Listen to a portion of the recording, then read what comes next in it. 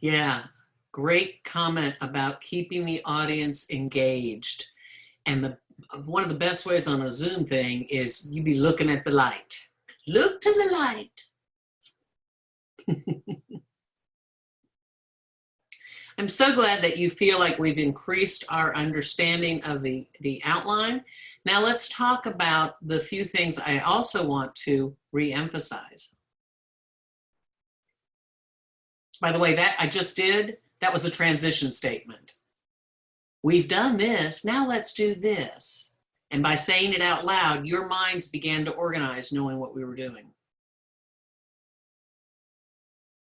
I hope I model some of this stuff. So you have this PDF of your PowerPoint already attached in News. And I wrote a note that I was going to send you a transition list and put it in News, but I don't need to. It's in the PowerPoint. If you go look at it, you can do that. I can't recall the source that I used with this, but don't forget, you need to state your purpose in your speeches, organize it so that it's going to be understandable, coherent, really hook us to start with. And then Megan, you just wrote in a note that now you know what to do to fix it. Don't forget, revision is not a 4-letter word. That's a Morphew quote. I'm going to put on a t-shirt someday and copyright. I've been saying it for years. Revision is not a bad thing. Don't forget to harness stories. When you toss those in, they're going to pull your listeners in. And it's not just you're bombarding them with facts, right? Always good to make your audience laugh.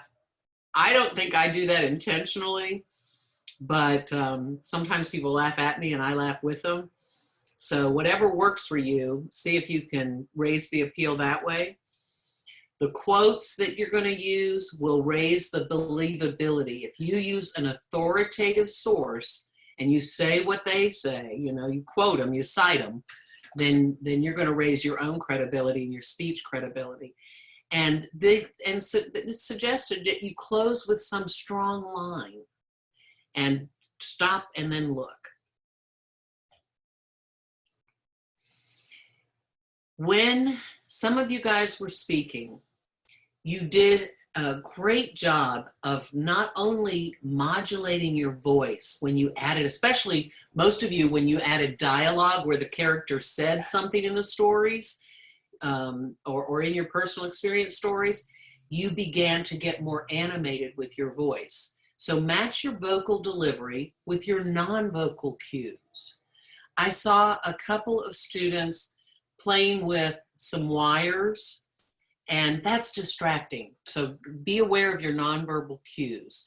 I saw a few messing with their hair or being uncomfortable, or even looking down to read. And that is a distraction. Remember, when you're presenting, it's all about the audience. So you got to connect with them. And even I have a hard time remembering I've got to look to the light if you're on a Zoom face-to-face. Animate your facial expressions appropriately, and I see you guys do it. Since we're on Zoom and we're so close up, even minor expressions, when you do a little sideways smile, or you like roll your eyes, or you look up to the ceiling, that's very appropriate, and it enhances the telling. Remember to maintain eye contact. Try, if you're not a natural hand talker like Morphew, I use my hands when I speak. You know people like that, right? If you're not a natural one, I want you to plan 3 places where you're going to do a hand gesture. Somebody did that in the storytelling yesterday, where it was obvious they had intentionally planned a hand gesture, and I was like, yes, thank you. Remember to do that. You need to be expressive for your speeches. When you're in person, your body will be a bigger tool that you can use to connect that message. Be aware of your posture. I like to sit up straight, but then we get going for 3 hours on video. I'll do this and lay back. When you are the speaker, be aware of your posture. If you're intentionally doing something to act like you're a character, that's one thing. But if you look disconnected, we may be disconnected. And it says dress appropriately. This is, by the way, I should have started this with, the speaker's guidebook gives you some tips on how to use nonverbal communication. There. That's a citation, by the way. This is the slide where I actually wrote the source on here so I would remember to say my quote, and then I had my chart. But the red caught my eye and I forgot about saying it. Anyhow, you see how I did it? The Speaker's Guidebook, 4th edition, says blah, blah, blah, blah, blah. That's a cite. For you science people, all you people that are in the medical stuff, I put this. This is your vocal muscles, your vocal area there, with everything labeled. The air you put in, the air you put out, the intensity you add to your voice, you know, speaking from the diaphragm, and I'm holding underneath my, like at the bottom of your, it's a big muscle right underneath the bottom of your rib cage area, controls your pacing, whether you use a good pause, you control that all right here and down here in your diaphragm. It will intensify the tone or make it more gentle. You can increase your speed. And I really, we have at least one person that needs to be very clear and distinct. That means that some of your words need to be a little more crisp so that you'll be understood. One of the best tools that you guys have as a speaker is pause. The power of stopping and allowing the words to get processed in your listeners' minds. So remember the power of pause. Okay? It's going to engage your listeners. Here again, the Speaker's Guidebook says that you can ask these questions of yourself to make your your voice matter. I need to do a new design idea on this one, don't I? Because I've got my red thing cut off. There we go. I just clicked design ideas and my power.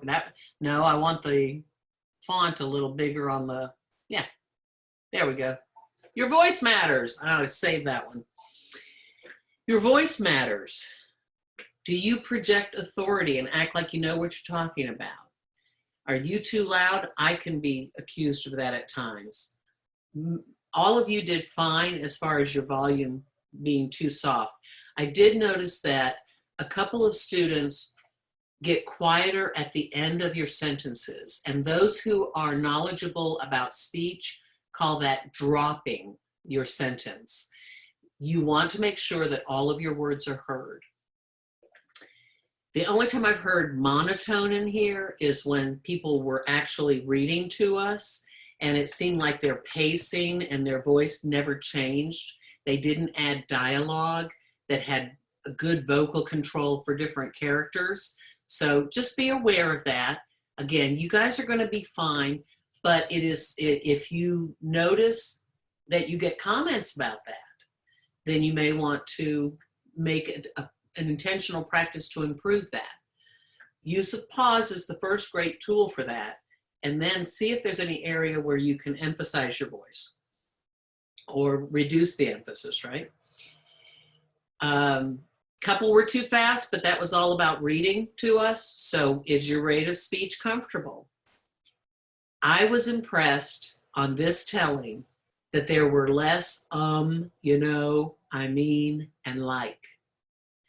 Some of you used a lot of that in your PES, and then you did a so much better job. I didn't hear that in the storytellings.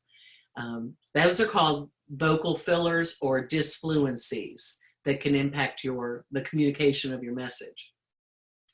All right. I think I've got the rest of those already talked about. There we go. I've already talked about intentional gestures. You want to use those. I'm going to get rid of this text box in the back. And they say, oh, sorry, we don't have any design for the ideas for this slide. It's because Morphew put too many pictures on it. Look how simple you could add a gesture or two. See how these hands are? You can enumerate things by touching if you're counting off 1, 2, 3, that's always a great place. Did you guys watch Vanessa Van Edwards' 7 hand gestures for homework one night? Yeah. Did you catch that bit about counting? Every time you count, you can hold up numbers or you can count them off. And you watched the guys that were so funny about the Stanford graduates, the chop, the gift, and what was the last one? Chop was last. Oh, he touched his chest. So anytime there's emotional, even Vanessa Van Edwards said, you can just gesture by holding near your heart. And that says, this is important to me. So gestures are easy. Let's use them, even if we're on Zoom. Any comments?